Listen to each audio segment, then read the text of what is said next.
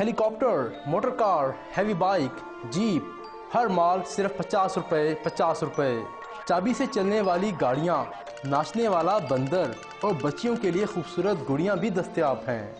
آتے تو چائنا سے ہیں، یہ جب اسٹال ہوتا ہے راجہ بازار میں مال تو وہاں سے ہم لے کے آتے ہیں، کیونکہ باہر مارکیٹ میں جو سے کھلونے بہت مہنگے دیتے ہیں، یہ ہم نے سہولت رکھی ہے غریبوں کے لیے۔ قیمت بالکل جائز ہے اس کی، دکان سے پتہ کریں 60-70 کے کھلونے 50 کا بیچ رہے ہیں۔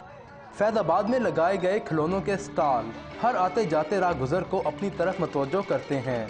غریب افراد بھی سستے کھلونے دیکھ کر بچوں کے لیے ایک آدھ کھلونا خرید ہی لیتے ہیں۔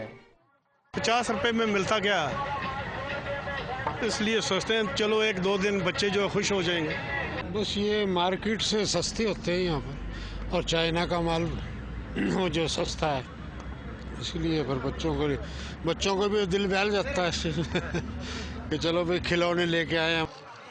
50 روپے میں دستیاب یہ کھلونے چین سے درآمد ہوتے ہیں۔